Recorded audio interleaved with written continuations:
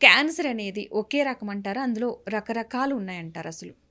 అంటే బ్రాడ్‌గా చూసుకుంటే క్యాన్సర్ 2 రకాలండి. సాలిడ్ మాలిగ్నెన్సీ అంటాం. అంటే గడ్డల్లాగా ఏర్పడేవి. హ్మ్. వేరేవి బ్లడ్ క్యాన్సర్స్ అంటాం. అంటే బ్లడ్‌లోనే ఉత్పత్తయ్యేది. బోన్ మ్యారో నుంచి ఉత్పత్తయ్యి బ్లడ్‌లోకి చేరుతూ ఉంటాయనమాట. హ్మ్. సో, ఎక్కడన్నా గడ్డలు గడ్డలుగా ఏర్పడే అంటే అన్ని అవయవాల్లో ఏర్పడేవన్నీ, అన్ని ఆర్గన్స్‌లో ఏర్పడే క్యాన్సర్స్ అన్నీ సాలిడ్ మాలిగ్నెన్సీస్ అంటే గడ్డలుగా ఏర్పడే క్యాన్సర్స్. ఇంకో కేటగిరీ వచ్చి బ్లడ్ క్యాన్సర్స్. హ్మ్. ఇవి ఓవరాల్‌గా చూసుకుంటే 2 విధాలుగా ఉంటాయి క్యాన్సర్స్ అనేవి. ఓకే. ఈ రెండిట్లో ఏది కాస్త ఇబ్బంది అంటే కొంచెం క్రిటికల్‌గా ఉండేదంటారు? యూజువలీ బ్లడ్ క్యాన్సర్స్ ఆహ్, అంటే ఏ క్యాన్సరు క్రిటికల్ ఉండదు అని చెప్పడానికి లేదు గదండీ. బట్ ఒక స్టేజ్‌ని బట్టి ఉంటుందండి. ఏ క్యాన్సర్ అయినా గానీ స్టేజ్‌ని బట్టి ఉంటుంది. ఇలా సాలిడ్ మాలిగ్నెన్సీస్ అంటే గడ్డల్లా ఏర్పడే క్యాన్సర్స్‌లో స్టేజ్ 3 అయినా, 4 అయినా కొంచెం అడ్వాన్స్డ్ స్టేజెస్ ఉంటాయి. అలా కాకుండా ఈవెన్ బ్లడ్ క్యాన్సర్స్‌లో గూడా మంచి బ్లడ్ క్యాన్సర్స్ అనేవి ఉంటాయి. హ్మ్. బ్లడ్ క్యాన్సర్స్‌లో ఓవరాల్‌గా చూసుకుంటే మనకి 4 వేరియంట్స్ ఉంటాయండి. అంటే సీఎంఎల్ ఒక వేరియంట్, సీఎల్ఎల్ ఒక వేరియంట్. అంటే chronic myeloid ల్యూకీమియా, okay. Chronic lymphocytic ల్యూకీమియా. ఇవి 2 చాలా అంత భయంకరమైనవి కాదు. ఈవెన్ ఈ రెండిట్లో కూడా మనం టాబ్లెట్స్‌తో కూడా కంట్రోల్ చేసుకోవచ్చు. అలా కాకుండా మిగతా 2 blood cancers acute myeloid ల్యూకీమియా, acute lymphoblastic ల్యూకీమియా. హ్మ్. ఇవి కొంచెం డేంజరస్ టైప్ అండి. అంటే మనం ఈవెన్ మంచిగా ట్రీట్మెంట్ ఇచ్చినా గానీ ఫ్యూచర్‌లో కొంచెం త్వరగా రిటర్న్ వచ్చే అవకాశాలు ఎక్కువ. ఎస్పెషల్లీ ఈ అక్యూట్ మైలాయిడ్ ల్యూకీమియా అనేది ఇంకొంచెం డేంజరస్ టైప్ అనమాట. హ్మ్. సో, ఓవరాల్‌గా చూసుకుంటే అక్యూట్ మైలాయిడ్ ల్యూకీమియా కొంచెం dangerous. Followed by acute lymphoblastic leukaemia. తర్వాత ఈ సీఎల్ఎల్ అండ్ సీఎంఎల్ఎల్ ఇంకొంచెం బెటర్ ఉన్న హ్మ్. బ్లడ్ క్యాన్సర్స్‌లో.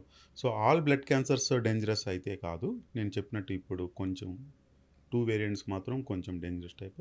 రిమైనింగ్ 2 అనేవి టాబ్లెట్స్‌తో కూడా మనం కంట్రోల్ చేసుకోవచ్చు. అలాగే మిగతా డేంజరస్ అని ఒకవేళ మనం మాట్లాడుకోవాల్సొస్తే స్టేజ్ 4 ఏ సాలిడ్ మాలిగ్నెన్సీ అని అంటే ఏ గడ్డల్లాగా ఏర్పడిన నాలుగో స్టేజ్ అయినా, ఏ నాలుగో స్టేజ్‌లో ఉన్నవి కూడా కొంచెం ట్రీట్మెంట్ అయితే మనం ఇస్తే కొంచెం కంట్రోల్‌కైతే వస్తుంది. హ్మ్. బట్ ఓవరాల్‌గా క్యూర్ అనేది చాలా ఇబ్బంది. అంటే కష్టమవుతది. ఓ ఆల్మోస్ట్ కొన్ని వాటిల్లో అయితే ఇంపాసిబుల్. మనం కంట్రోల్ చేసుకుంటూ లైఫ్ అనేది ప్రొలాంగ్ చేసుకోవచ్చు. ఈవెన్ ఇన్ స్టేజ్ 4 క్యాన్సర్స్‌లో కూడా. హుహు.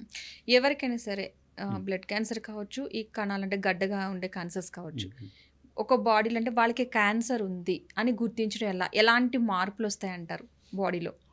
అంటే యూజువల్లీ అది ఎక్కడ ఏర్పడిందని దాన్ని బట్టి ఉంటుందండి. ఓకే. మనకి సపోజ్ కడుపులో గాని ఏర్పడితే ఎక్కువగా మనకి చాలా రోజుల నుంచి కడుపు నొప్పి, మంట, ఆకలి లేకపోవడము, హ్మ్. ఇలాంటి లక్షణాలుంటాయి. యూజువల్లీ అల్సర్స్‌తో పాటు మనకి ఈ గడ్డలు గూడా కొంచెం కన్‌ఫ్యూజింగ్‌గా ఉంటది.